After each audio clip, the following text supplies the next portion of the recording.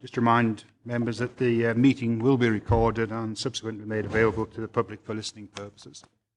So hopefully we won't go to a vote, but if we do, you can also press your buttons when you're voting as well. At least the public will know how we've gone with that. So do we have any apologies? Chairman, good morning. We have apologies from Councillors Diggle and presumably Councillor Wiper, who isn't present, Reverend McFadden and Mr Birrell and Miss Dennis aren't present. So there's 19 here at the start of the meeting. Thank you, Claire. Do you have any declarations of interest?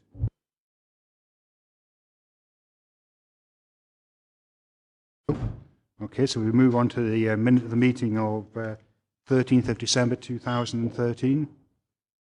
Could I have somebody move it? I would move, Chairman. Rob Davison moving it. Ted Thompson seconding. Before we move into the main body of the meeting, there was a small problem with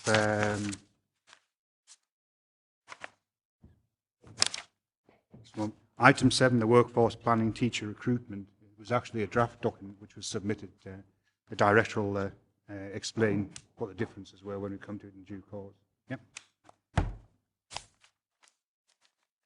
And we've also had a submission from the EIS with regard to the budget proposals. So we'll look at that in due course when we come to, I think that's item number 8. Okay, so we can move on to item 4, property buildings, schools, asset class capital programme monitoring 2013-14, report by Director of Educational Services. It's a fairly straightforward report. Is there anything to add to the report?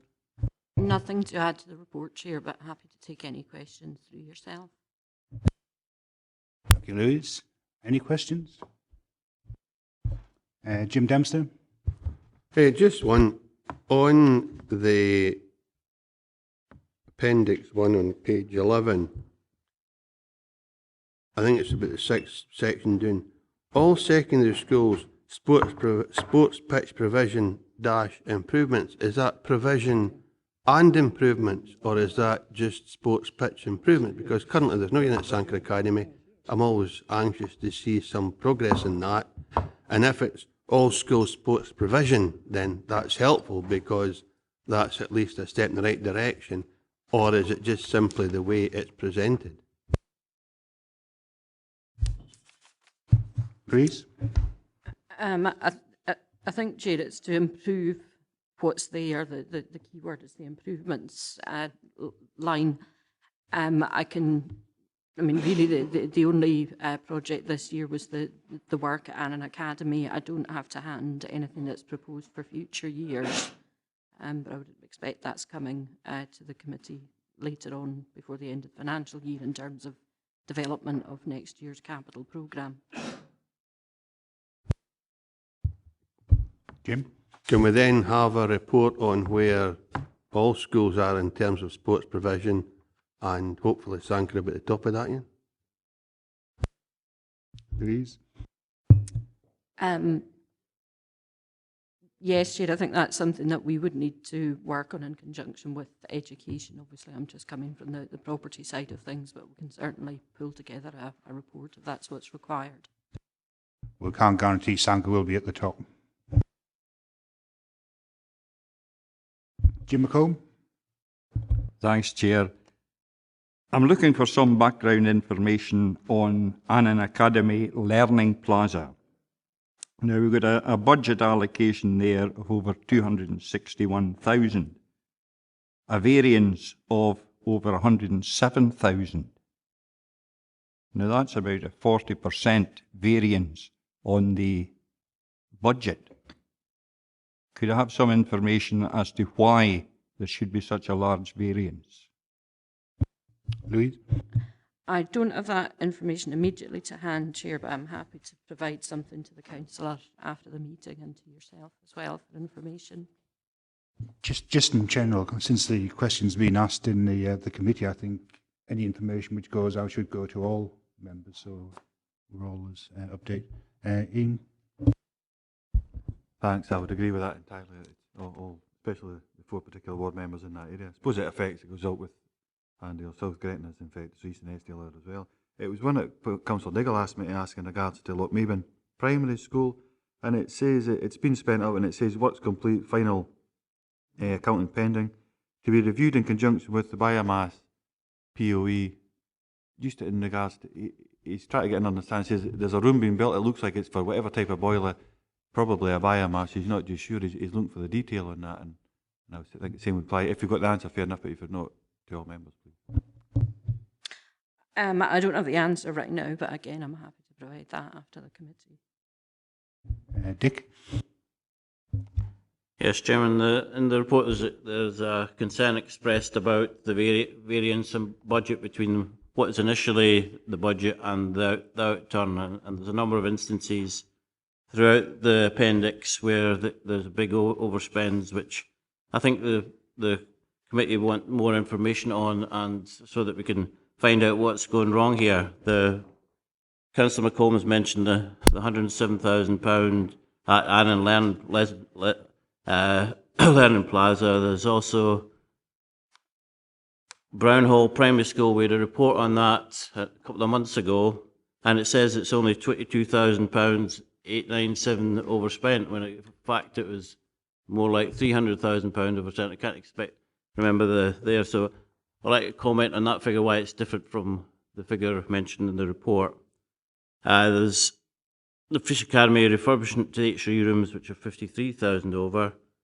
Kirkcudbright Academy, there's £35,000 over, and the Shawhead Primary School, it's a large project, there's £44,000 overspent. So I think we need to report back on all these and why the budget is not as exact as it should be, because we should be looking at the way we commission, how we estimate the costs, how the project is run, and I think that's maybe a subject of a session we can maybe have later in the year to look at how we're commissioning, planning and designing and monitoring the budget. So I think that is of real concern, should be a real concern to the committee, and we need to look at that in more detail. Louise wants in. Yes, thanks, Chair. If I could just clarify that the figures that are shown here are in relation to the current year's financial spend rather than total project spend. So that's the reason why Brown Hall is different. Members are aware of the report which went to Policy and Resources Committee on, I think it was December, at the end of last year, in relation to new criteria in terms of project slippage. We're now going to obviously follow that through. There might be some of these which, just in between pulling together the information for that report and it being issued, have fallen between the gaps. So I'll check that out to see if there's anything that needs to be reported immediately to the committee. And I would entirely agree with the sentiments about improving the way that we're estimating and actually spending. And that's something that I'm aiming to get to grips with over the next few months. If I could perhaps just be clear as well that on Kirkcudbright Academy, the vocational training, that's actually an underspend on the project, so it's gone the other way. It's under rather than over.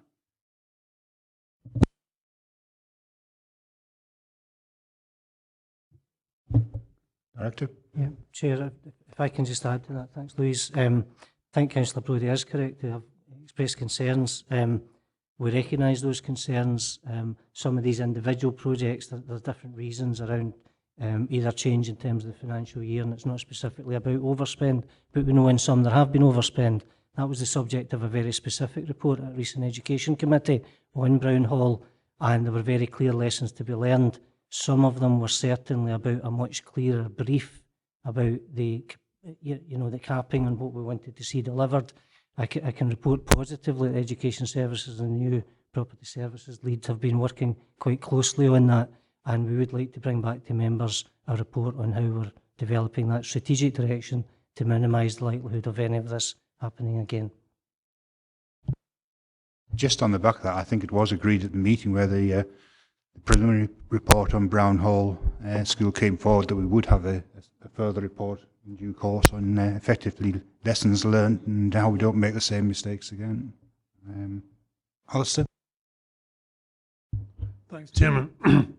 Please enlighten me in with reference to Appendix 1, the item Dumfries Academy stud partition. What does that entail?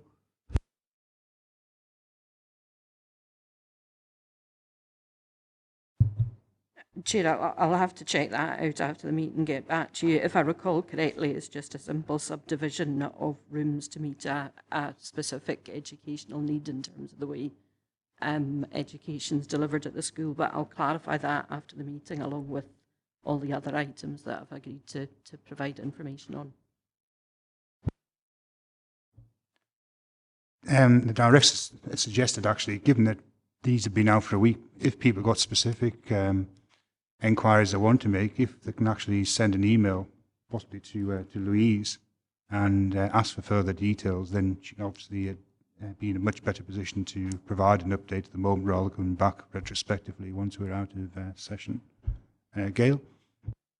Thank you. I think that would be very useful. I'm a bit disappointed that Larry Foss isn't here because I suspect he might have been able to answer a lot more of these questions. So that's maybe something to consider in the future. Lockerbie Primary, it says that there's a capital receipt, projected capital receipt up for sale, not likely to sell in current financial year. I understood that this particular site was to be used for the proposed 3G pitch in Lockerbie, which is in negotiation with Medandale Football Club. And it's just again to get reassurance that it's not the entire site, because I know that some of the site will be surplus. So if I could have that information offline, that would be great as well. Yes, I'll provide that, Chair.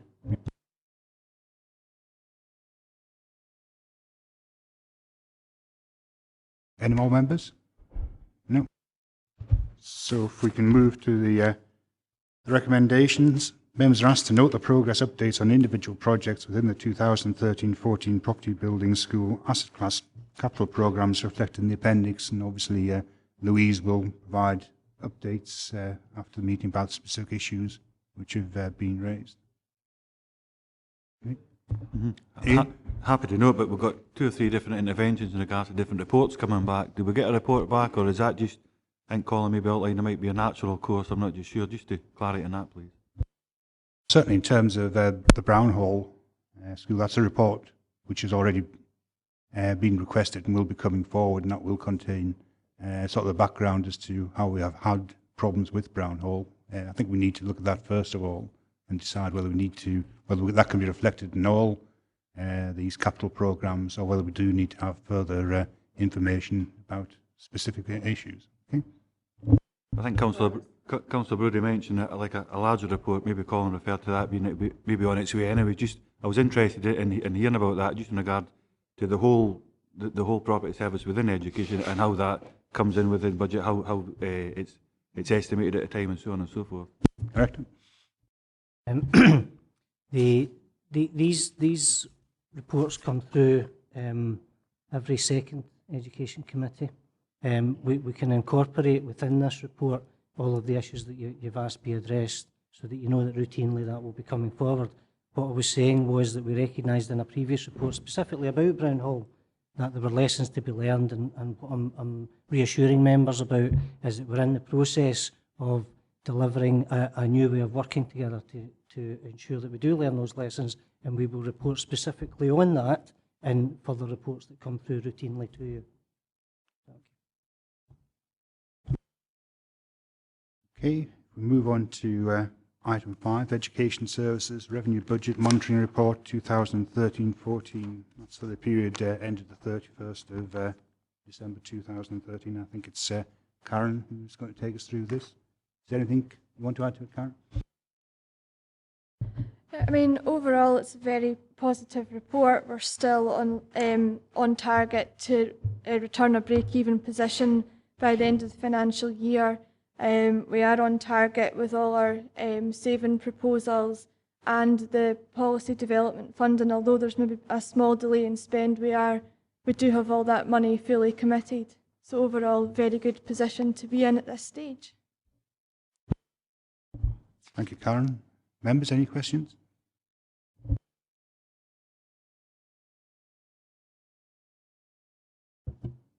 Okay, so we move to recommendations. Oops. Just a query in paragraph 3.3, high level of absence. Who does that refer to? That would, in the main, be ASL assistants. ASL assistants? Yes. Right, thank you. Okay, so moving to the recommendations, members are asked to note that 2.1, that based on the position as at the end of December 2013, education services are projected to break even against the 2013-14 agreed budget. Happy to note? Yep. Yeah. Apologise for coming in. I was just trying to make a note in the last one. Just questions I'd actually picked up in that 3.3, but seeing 5.2, so I do apologise coming in if you allow me. Chair, it says 5.2, the first sentence is the policy development initiatives have been taken forward by education services for music tuition and modern languages, video conferencing, and have been fully progressed. How did they pan out in relation to the money that was allocated? Were they successful, unsuccessful? Just a quick touch on that, please. Chair, I can give an update on that one. On the music, it was really very straightforward. The policy development funding was to allow for free music tuition. That was applied. Okay. The second issue on the modern languages and video conferencing was more modern languages part of it, but it was video conferencing overall. And members have always been very keen that we use the good infrastructure that we've got in terms of technology here to maximum effect. Music and parts of modern language are already working well, but we've extended that, and at the moment, particularly for advanced higher courses, we have approximately 37 teachers who have expressed an interest in delivering advanced higher courses by video conferencing for other schools. Now, we wouldn't need that full amount. At the moment, the secondary head teachers have got that information. They're going to be looking to see what they put on their option columns for advanced higher, and we believe as a sort of pilot stage next year, we will be offering quite a number of advanced higher courses by video conference after school. And that's what that money is being used to pay both for the kit and for the people that are delivering. The longer term aim there is actually to embed that within the school working day. But if we can get this up and running next year and show that it can work well and that young people can actually get good results through it, then we'll take that forward to the next step. Okay. Okay, so we noted 2.1. 2.2, no progress against the delivery of agreed savings applied to 2013-2014 educational services budget, and it is projected that the agreed savings amounts will be fully secured in the current financial year. Happy to note? Yep.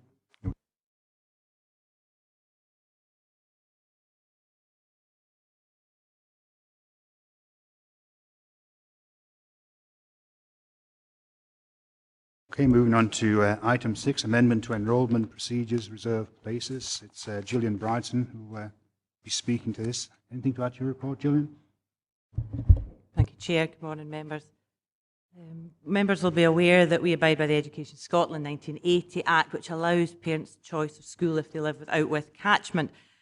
For members' information, we manage around 800, this year we did manage 842 placing requests. That was 566 for Primary 1 and S1 and 276 pupil transfers throughout the year. So there's constant churn throughout our school estate. The priority for this is always catchment pupils. The amendments alluded to in this paper ask members' support to allow us to enact the right to reserve places where schools are very close to capacity.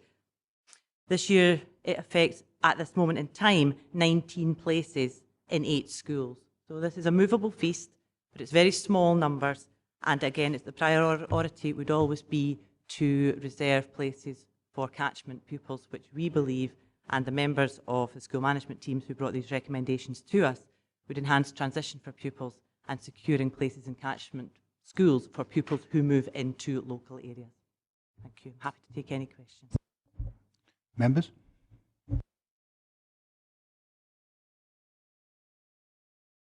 Ian? Thanks, Chair. I suppose maybe touching that a wee bit in regards to a couple of things.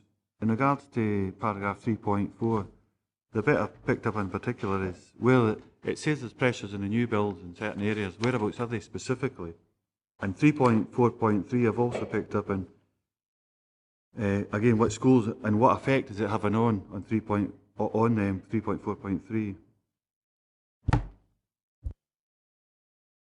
I have a list of the schools here. I mean, it is movable, and it depends on, you know, it will be one school in a primary 6 for that particular year at this point in time. There was one of the new builds that's affected. I don't know whether you want me to go through the list of schools or whether I could send those to you separately. As I say, there are 9 schools, and at the moment in time, they're perhaps looking, they've got, one school is looking for 3 reserve places, and they've only got 2. One school is looking for 12 reserve places, they've only got 11. So it's a movable feast. I can go through the list of schools if that's your preference. I think, Chair, the important thing here is the principle, because although we could give you a list of the 9 schools currently affected, it could be 9 different ones next year. And therefore, we're really asking you to make the decision or not, that we have the principle that within the set criteria, because it's not for every school, only schools that are close to capacity and only schools who, you know, have that 2-mile radius criteria set beside it. And because on each year it can depend on the number of kids in any given class, it could change all of the time. We felt it might have skewed the report had we given the names of the schools for this year, and it's really the principle associated with this that we're asking for. But we can easily email out the list of the schools that would be affected this year to you. Ian? Just, happy with that, and I think the principle should be agreed. But the real word I had behind this when I read it was think back to cluster work and review and what came of that and how it panned out. I think that's been alleviated if you're saying it moves from, it can move on an annual basis, so it's quite changeable. But I would like to be, because it's over the next 7 years, I think it says there, so I'd like to get that information away from the committee and maybe have a discussion about it at a later time. Yeah, I think this is all about making the best use of resources. Yeah, not only fluctuates on a year-to-year basis, but a month-to-month basis, I would imagine. Ian? I think quite simply it makes absolute sense, this report, and we should be supporting it. Alistair? Thank you. 2 points. Was any consideration given to perhaps reserving 2 places per year, or was that a step too far? And the second point is, for those of us who have read the placing appeal procedures, where it's quite clear that there is no automatic right for a child who is out with the catchment area and attending the preschool nursery attached to a school. I don't know how clear parents are in their mind, because there's an automatic assumption, I think, in many cases, for those who have not read the documentation, that they will automatically go on to the primary school. Should we maybe have made that more clear? Director? Thanks, Chair. Again, Gillian might want to chip in, but we do make that pretty clear in the information leaflets that go out. We've got really good, I think, information leaflets that go to parents, and we continue to update those. And obviously, based on decisions of this committee, we'll update further. On the question of whether we wanted to leave 2 spaces extra, we wanted to take the most pragmatic and common sense approach. What we wouldn't want to do is have a lovely school sitting with 2 places. You know, you could have a big school with 2 places in each class, which would be 14 free spaces, and nobody moves in, and there's other people who would really have suited the circumstances to come in there. There'd be no extra cost. So we didn't want to leave too many places, but we recognised it seemed reasonable to leave 1 place per class, but again, only for schools that are approaching capacity.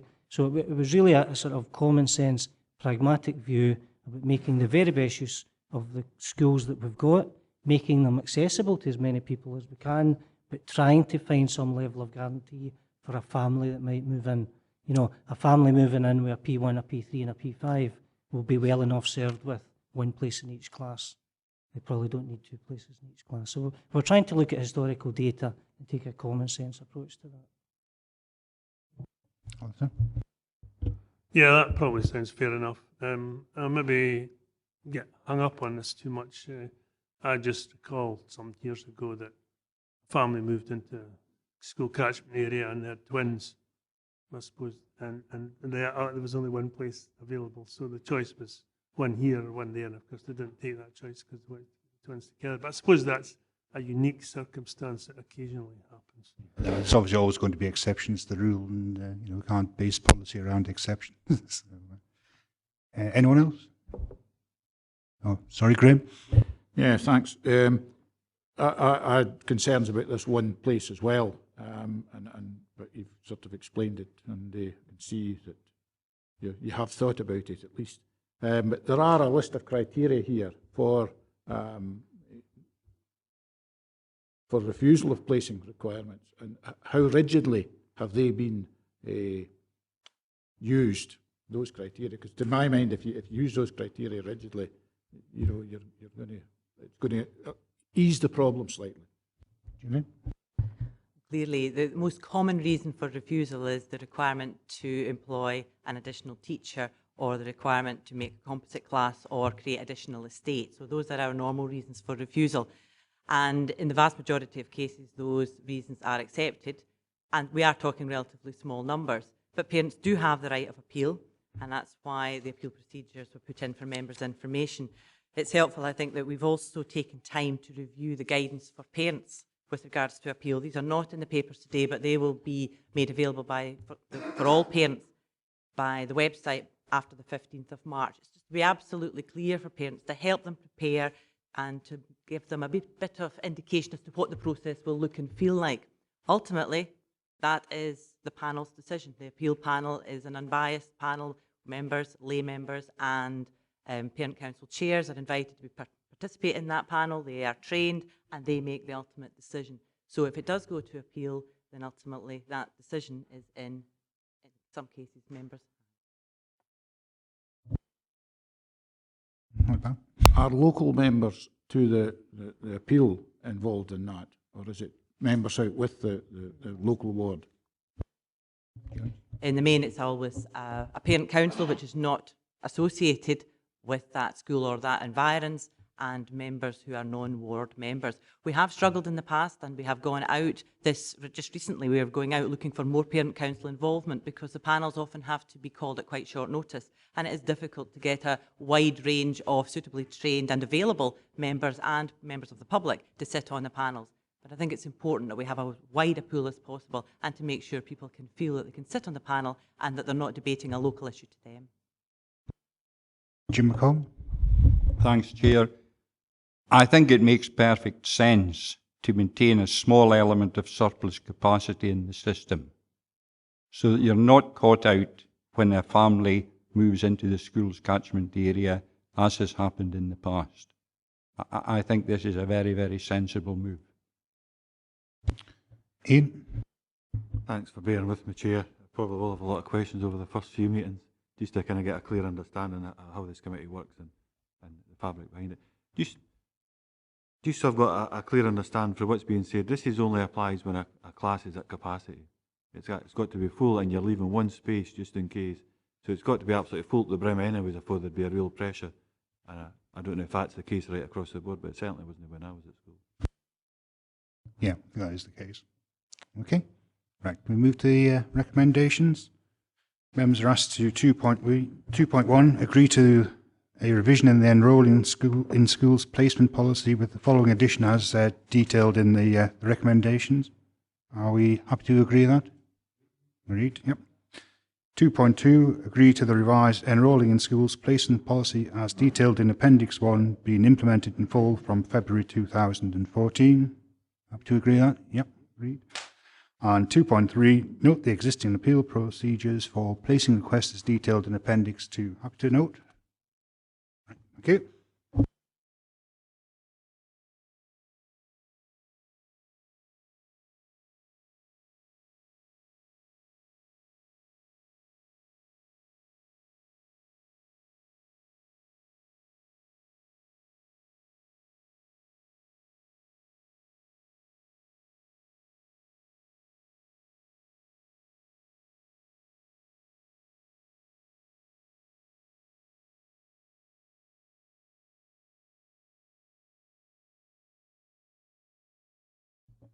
Okay, members, sorry for the delay. If we move on to item 7, as I said at the start, this is the one where it was a draft version which had been bound into the papers. So you have the revised version in front of you, and I'll ask the director to speak to you about this. Colin? Thanks, Chair. Members, I want to offer an apology on behalf of the service. We had a draft paper that had gone out for consultation had good discussion with the unions in particular around some specific examples and improved the paper through minor changes to 2.3 and 3.5. Unaccountably, we by accident printed the draft paper in your bound copy, and so I do fully apologise for this. The new version, which is an improved version with a slight further clarification on a couple of issues, is the one that you now have in front of you. In making that change, there's a further slight issue, which is in 2.2. In 2.2 recommendation, it should say as detailed in 3.5, and that relates to the change we made.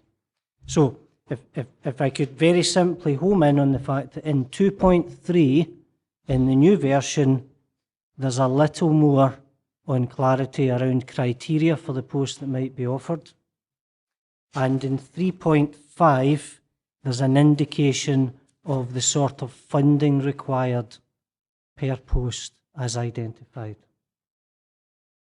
I should also make it clear to you that the LNCT, the Local Negotiating Committee for Teachers, is a group which is a joint group with senior union representation and management representation. So myself and John Dennis are the joint chairs of that. There's equal representation. So when we're suggesting that the LNCT determine which posts are appropriate, that's a joint approach between management and the unions. And with that, we'll invite questions. Members? Gail? Thank you, Chair. Just a couple of general questions. It makes reference to an increasing shortage in primary and secondary teachers. Is there a specific area that has a bigger pressure? Is it sort of general primary teachers, or is there subject-specific issues in secondaries? Because obviously that detail's not in the report. And a very straightforward question, what sort of financial amount are you looking at as a maximum for relocation? Because it doesn't really... Oh, it's updated in there. It is in the amended version, but yeah, director can speak to that. That's great, thank you. Chair, on that, as members may recall, we sent out a briefing on issues around supply cover and recruitment at the moment. A wee bit of a perfect storm just now. It relates to what everybody's finding in the country, but in addition to that, our rurality, a number of issues like increased maternity. I mentioned that area committee in Wigton that became the headline in the local paper, I believe. But there have been a number of things that all have come together to put us under a wee bit of pressure in terms of recruitment, but we're not that different from other parts of the country. I would say ordinary classroom primary teachers is an area where we're struggling a bit for supply. It's probably more particular in East and West, but equally in terms of longer term recruitment, for example, whether to be refresh options this year, I don't think we would go to primary class teachers, for example. We need to build up a bit of a surplus there. In terms of secondary staffing, there are certain subjects which, again, we've confirmed that other authorities are finding the same thing. Nobody can get home economics teachers. There's an absolute shortage of home economics teachers. There's a real shortage of physics teachers, and in some areas of science and business studies in particular. So we wouldn't be in a position where we were trying to offer every new teacher that came to Dumfries and Galloway an £6,000 because we can't afford that. Equally, the unions are in agreement with the management team that we need to think quite carefully about the fairness of you coming in and teaching an English class and somebody next door gets an extra £6,000. So we have to work our way through that one too. But the unions, along with the management team, were comfortable with the idea that the LNCT subgroup would work on those issues. We're clear that we can't offer too many, so we really need to only offer this in maybe the most extreme shortage areas, and it would be a temporary measure to get us over a bit of a blip. Ian? Yeah, it was just on that point, Colin, about how it's received by existing staff. And how you anticipate dealing with any disgruntlement or problems in that area? Again, I think we would work closely with associations there. We currently have a situation where some probationers get an extra £6,000 already. Those are probationers who agree with the government that they'll go anywhere that they're placed in the country. That's a mechanism that's used to try and make sure that shortage areas get enough probationers. So we've already got a mechanism where the unions and other probationers and other teachers accept that people have moved to places that they might not have suited them and they get a one-off payment. The downside of that current arrangement is that for probationers they can then leave within a year. So what we want to do is tie people in a wee bit in the same way that a relocation package to the authority works. And that already exists, remember. And we'd be saying that we really need to stay for 2 years at least in order not to have to refund some of the money that they've been given. The balance to be struck here, I think, is that whilst some teachers may feel it's a wee bit unfair that somebody gets an initial payment, they equally don't want to be in a position where the school's understaffed and they're having to do a lot of cover. So people understand the complexities of this. And I think if we do it in quite a rational way and proportionate way, I think there's a way through that where we can bring a wee bit of extra attractiveness to some of the posts that we're struggling to fill. Alison? Yes, on the back of that, do we have any figures to indicate how many of these probationers that arrive here from out with the region actually remain once they're by the probationary period? Is it better or worse? Is there any comparative figures with other areas, or we just don't know? Again, that one fluctuates. We do reasonably well. And there are quite a lot of, there's a surprisingly high number perhaps of probationers who come here on a waiver basis, i.e. they get the extra money and they weren't expecting to stay, who do in fact stay. We can't insist that they all do, but we do get a significant number of probationers who go in to achieve full-time posts. One of the other issues that we're trying to look at is whether we can go even earlier than we currently do in terms of advertising permanent positions and allowing probationers to get those posts for August. You can never, one of the difficulties is that particularly younger probationers who come down to Dumfries and Galloway may really enjoy the school experience, may well sign up to a permanent post, but suddenly get an offer to go back to Glasgow or Edinburgh. It might be quite a big attraction for them personally, and it's difficult to overcome that one. But we do reasonably well in terms of the figures, and I'd be happy to send out to members some information on the figures for the last couple of years. Yeah, you're looking at one guy who stayed, actually. Came from Edinburgh. That might have been a blessing or not for the region. Okay, shall we move to the recommendations? Sorry. Thanks, Chair. A couple of points.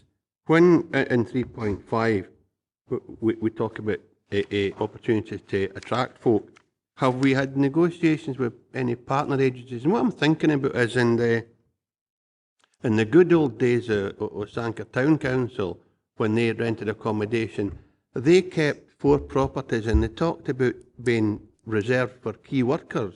And I wonder if there's an opportunity to deal with an RSL or RSLs and be able to advertise for teachers saying, we have a reserved property for you that will be readily available. And that might just be the attraction that would bring that person at least to explore the opportunity to come in here. I mean, RSLs now do mid-market rent, which is particularly relevant in this case. And I think that's maybe something that we might want to explore if we haven't already. I think it's just an opportunity that we might want to consider. Sometimes old-fashioned ideas are not that bad.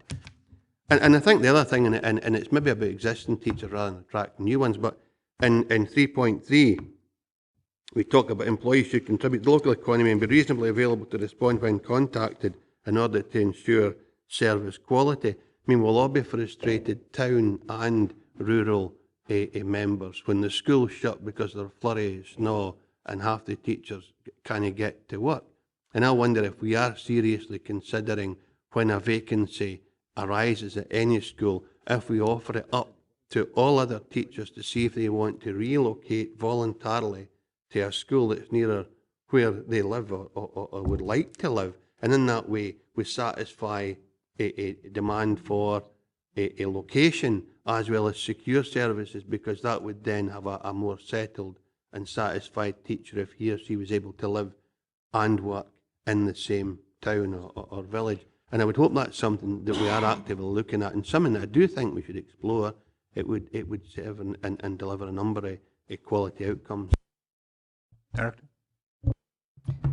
Thanks. I think those are both really interesting ideas. Certainly the first one is one that we're not currently exploring, but with members' permission, I'll ask the Staffing Resources team to explore and see whether there's anything we could do to make accommodation cheaper rather than just a one-off payment. So I think that's really good and well worth exploring.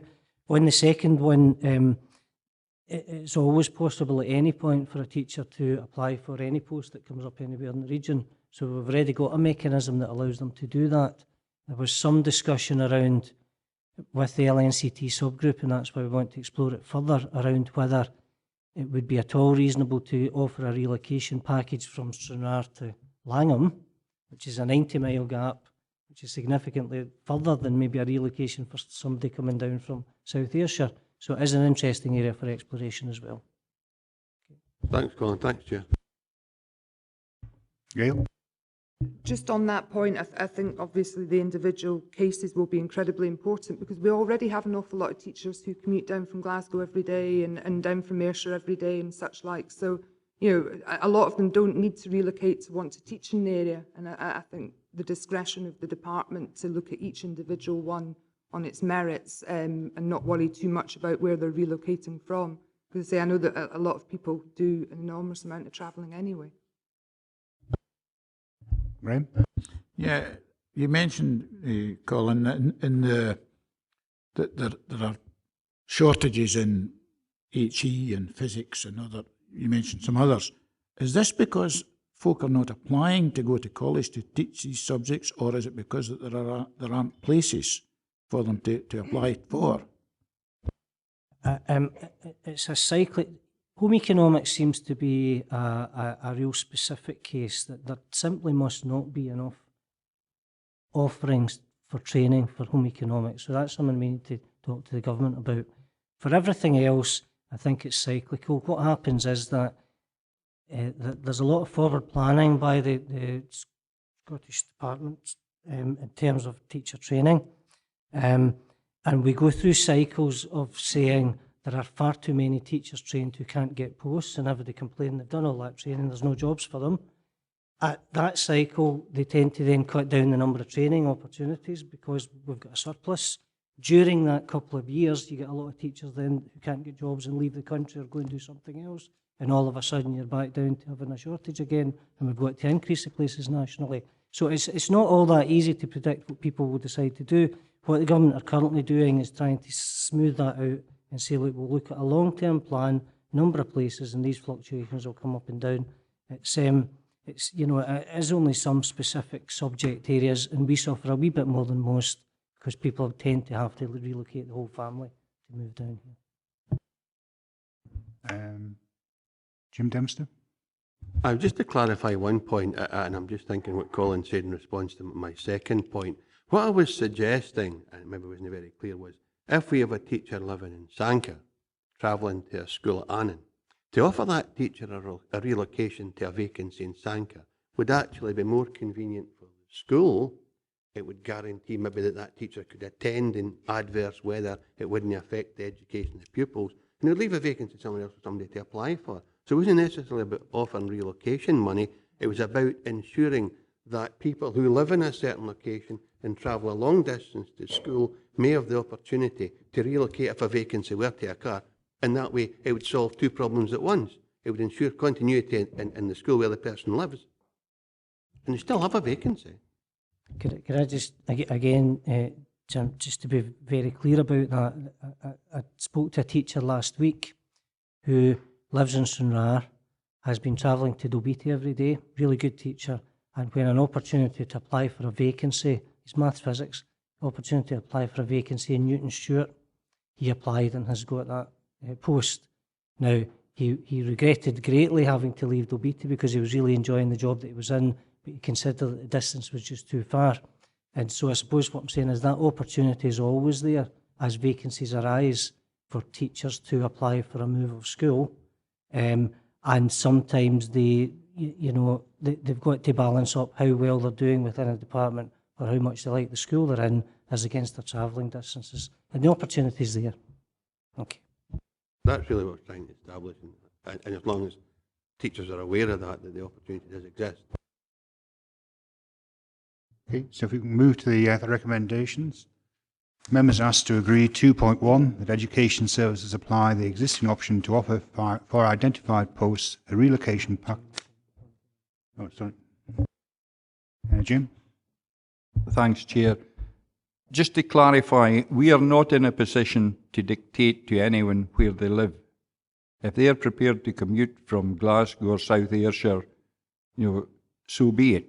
It would be nice to have them relocate within Dumfries and Galloway, but I think in this situation, the priority is to try and ensure a supply of teachers coming forward. Yeah, I think the idea is to make it attractive rather than to effectively bond someone to an area where they live. So we go back to the recommendations. 2.1, agree that education services apply the existing option to offer for identified posts a relocation package to successful applicants for permanent teaching vacancies. Happy to agree? Yep. 2.2, the education services initiate an option to augment the existing council relocation package as detailed in 3.5 rather than 3.4 for identified teaching posts utilising existing resources. Happy to agree? Yep.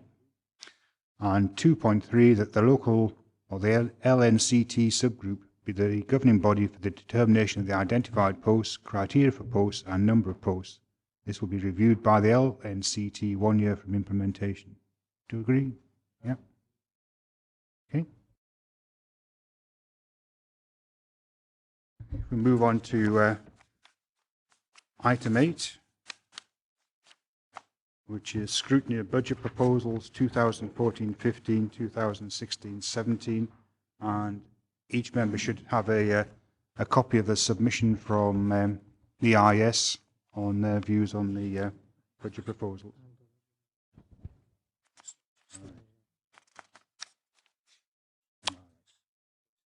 Okay. Sorry, the directors just pointed out it isn't just the EIS. I was just looking at the first section. It's also the SSTA. The SSTA have no comments to make regarding this report. And Voice, who have made a few comments on the different proposals contained within it. So if we go through the items one by one, I think that's probably the best way of progressing. So if we look at budget option 9, which is additional support for learning primary teaching provision. Have any comments on that? Dick? Yeah, I think this is one which I think is universally seen as as having the most effect on the most vulnerable children in our schools. There was a report earlier in the papers where it said there was a strain on additional support for learning in all our schools, and I think this would be an inappropriate saving to take. Ian?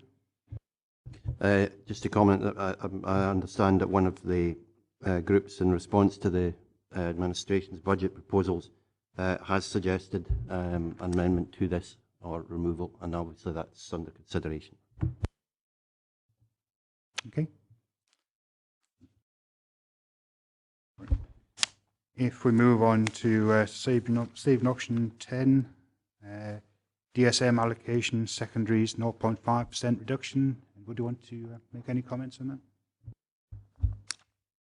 Dick? Just a question on it. Obviously, these figures are rounded up because is it a specific percentage of the DSM which has been cut? Because obviously they're all rounded up there. Well, it is 0.5%. I assume there is some rounding takes place. Yep. Okay. So if we move on to savings option 11, primary reserve placements for potential catchment pupils. We've had the debate on that already, so I assume there's no further questions, hopefully. Good. Moving on to page 61, saving option 12, central management and support, 12.5% reductions. Anyone want to speak? Yep. Jim? Thanks, Chair. Just a wee point. A curriculum for excellence tends to encourage diversity of approach. And in that climate, could you not argue that there is greater need for monitoring of what's taking place in the schools? Yeah. Director? Yeah, happy to answer that question because it's an educational one rather than about the budget. Yes, you could argue that, and we are very clear that we still need to have a proportionate and appropriate amount of monitoring, but we need to be a lot smarter about that, and it's about what we know, what we hear and what we see. And in terms of what we know and what we hear, we know that attainment data is very strong, we know there are improvements, and we need to build capacity so that schools and clusters are able to self-evaluate and ensure that we're getting improvement. As members may be aware, we have, whilst reducing the number of substantive permanent posts of education officer level, we've tried to build capacity in schools by having short-term secondments, by teachers, people who are practitioners coming out, working with us and going back in, and that's the approach that we've been taking for Curriculum for Excellence.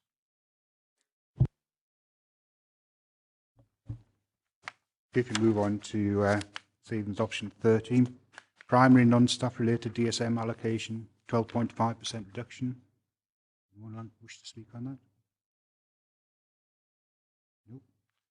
Okay, so if we move on to option 14, primary reduction in class contact time. Anyone wish to speak? No. Jim? Thanks, Chair. Could we have an explanation of the implications of this for primary schools? Because I understand at the moment the specialist input is very, very limited indeed. Director? Yeah, our benchmarking would say that the specialist input is quite high in Dumfries and Galloway. Quite a lot of authorities don't have specialist teachers in PE, music, etc. coming around, and that the schools deliver that. We're well above the level that we require to cover RICT. And with 37 FTE, there's a significant surplus above the requirement for RICT cover. So again, this budget proposal would actually leave you still well above the requirement for RICT cover, but would cut by 6 FTE the total number of specialist teachers. The implication for primary schools are that they will get slightly less time from specialist teacher input, but they will all still get a core amount, which is well above the minimum level. Want to come back, Jim? My understanding is that in many primary schools, they are getting an hour and a half specialist input in the week. Now that amounts to 45 minutes of specialist PE and 45 minutes of art or music in alternate weeks. I would not have regarded that as a very high level of specialist input. Right. Yeah, I suppose, again, Chair, an educational question. We expect now through Curriculum for Excellence our primary teachers in particular to be multi-talented. Simply because someone isn't coming in to deliver art doesn't mean that of the 5, 6, 3, 4 primary teachers in the school, there isn't somebody perfectly capable of delivering that for the young people. What we're trying to do is build capacity in all of our teachers to deliver this service for youngsters with less of a need for specialist outside input. But there's still some need at certain levels for that, and we would feel that this would still be an appropriate level. So if we move on to saving option 15, secondary office and curricular support staff. Anyone wish to speak on that? No. Okay, so if we move on to option 16, determined to succeed. No indication of any speakers. Okay. Moving on to savings option 17, primary and secondary probationer teachers. Dick? Right, I think we just did a agenda item on how to attract teachers to the area, and there's a proposal that we won't be telling probationers till nearly the beginning of the first term after the summer that they won't be in a position to know that they've got a job till then. Is that not going to be a deterrent to people coming to Dumfries and Galloway if other authorities are allocating places before that? I think there's a bit of a discrepancy there. Director? Yeah, happy to clarify that, and I'm sorry if it's not as clear as it should be in the paper. All probationers would be allocated places. They would be absolutely clear that they were getting a probationary training year in Dumfries and Galloway. They would be told that at the normal time.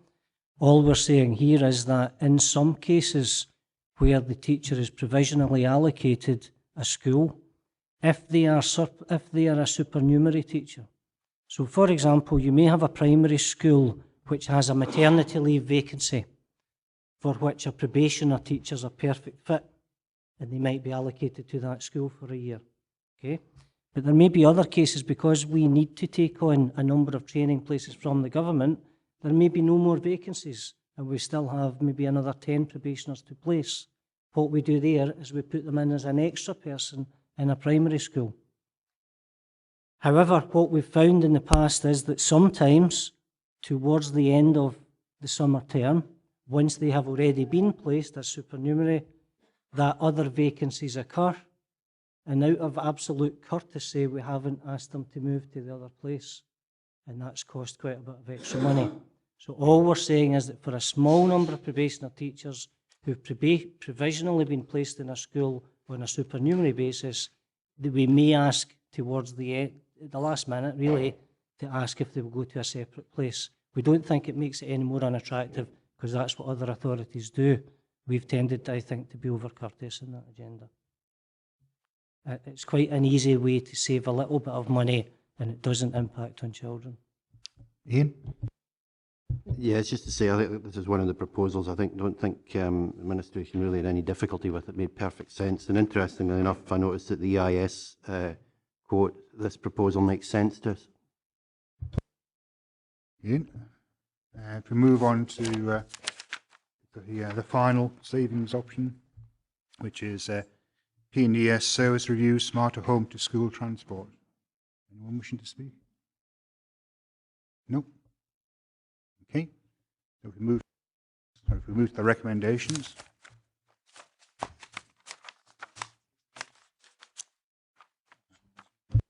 Ian? Thanks. Just a point to pick up on, Chair, just because we got this as we came in the scrutiny of the budget regarding its EIS's response in particular. I just want to make comment in regard to the first 4 paragraphs. I mean, it comes across as being very political and quite demeaning, I felt, to the Education Committee. Very much so. I mean, that's certainly my personal view on it, and I'm quite happy to broadcast that anyway. It's in regards to previous decisions made out with the Education Department. I think they should be commenting in regards to the educational budget, not the whole council budget. Well, this is obviously a paper which has been submitted from the EIS. We've got no say in what they actually put. We may agree or we may disagree, but it is their submission. So once again, if we move to the... sorry, Richard. Just a general point that we seem to be, over the last few years, making great cuts in education, and it's really starting to hurt. There's not much more we can do with reducing school budgets and teaching ratios, administration to the administration support for the schools. The centre is starting to creak because it's taken huge cuts. So I think we've got to look at maybe for next year's budget to think out the box where we can find savings, blending from other authorities perhaps, specifically in relation to the school timetables and the arrangements for teaching throughout the week. A number of authorities have looked at the ways they can adjust the timetable to save money. I think that's something we need to be looking over the next few months and get a report back on how we can introduce things like asymmetric timetabling, etc., so that we can, to see if there is a saving and how and whether there is lessons to be learned from other authorities which have gone down that route. So I'd ask for a report back on that as part of the recommendations. Leader? Thank you. Just to say, Richard, I agree we've got to look at next budgets in a different way, and I take it you'll be aware that your leader is part of that process.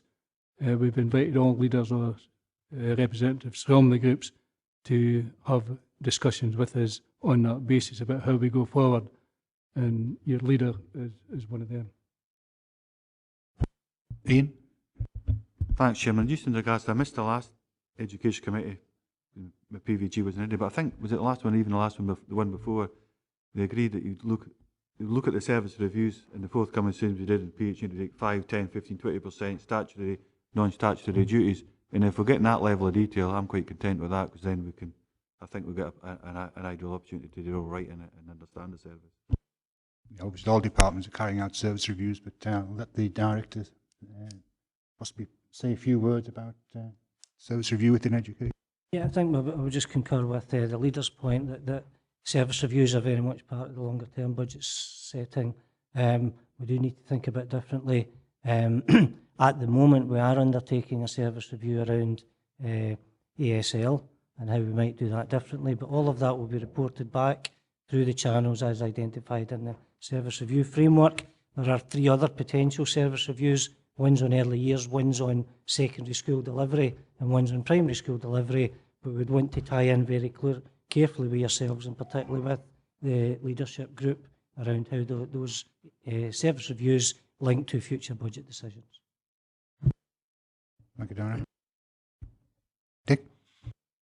I think we had a discussion at this sort of group meeting yesterday, and it was agreed that this would be raised at the Education Committee as the appropriate forum. So I'm just seeking assurance that when we're doing the primary and secondary reviews, this will be part of the remit to look at the timetabling, etc., and the structure of the school day. Yeah, I would imagine that will be covered by the review. So if we can move to the recommendations. The recommendation, members are asked to scrutinise the details of those elements of the administration budget proposal that relate to education services in line with the agreed budget development process and timetable. I think we've done that, so... Oh, sorry, Ian? Thanks, Chair. Sorry, I didn't want to come in before that, but just to echo Ronnie's comments, any proposals from any group, worked up proposals during the upcoming budget discussions over the next couple of years would be more than welcome. One thing, and the Director touched on it, the issue of capacity building, and I think any future budget work council-wide will be predicated on that basis. It's a very important feature. Thank you. So we've noted the recommendations, or we've been through the recommendations in terms of the scrutiny.